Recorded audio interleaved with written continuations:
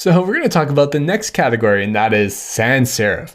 Now, I love sans serif typefaces. I think a lot of people love sans serif typefaces. They're basically make up a lot of the different types of fonts and typefaces that we use today. What does sans serif mean? Well, sans serif, that means without serif in French.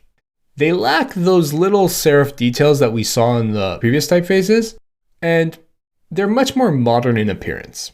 Now, there are 4 main classifications of sans serif typefaces. Let's get into that. So let's get into the first one. The first one is called grotesque. What a name, right? Grotesques are the earliest and include fonts like Franklin Gothic and Accidents Grotesque. Really nice typefaces.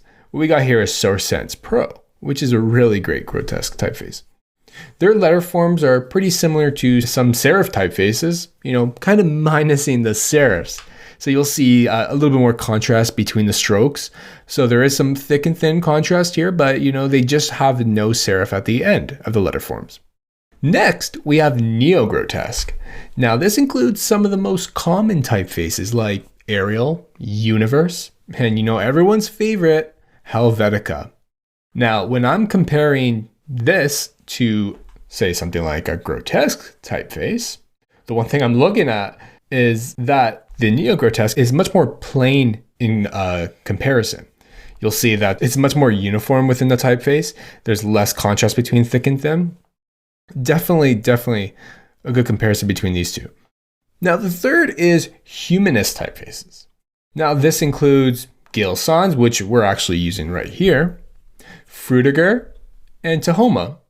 They're much more calligraphic than other sans serif typefaces, that's for sure. You're probably wondering, what exactly does that mean? So let's take a look. Notice how they have greater variation between different line widths. You'll see that right here in the A, you'll see them in the S, just in the T, you'll see them in the U. So there's definitely much more contrast between different types of line widths. You'll also notice that they're, little swooping A, kind of like it almost has a serif. The little swoop on the T is kind of just arching a little bit more up than we'll see in something like neo-grotesque like Helvetica. And lastly, we have geometric. Now, these are probably my favorite. And this includes Futura, which is an amazing font, and Proxima Nova. Now, geometric sans serifs are more closely based on geometric shapes. What gave that away? If you look at the O, that is definitely just a circle. You can see it even reflected in other letters, like individual letters like C and E. The T is just like a straight stick. Let's compare that to like Gale Sans, where there's that swoop. So that's very calligraphic. If we look at something like neo-grotesque, even though they're very plain in appearance, you'll see that there is a little swoop there. There is a little bit more life to this typeface. This is just like 2 sticks put together. Almost looks like a cross there. And that G is very circular. You'll notice, like I said, in the O's, very circular. It's always very simple.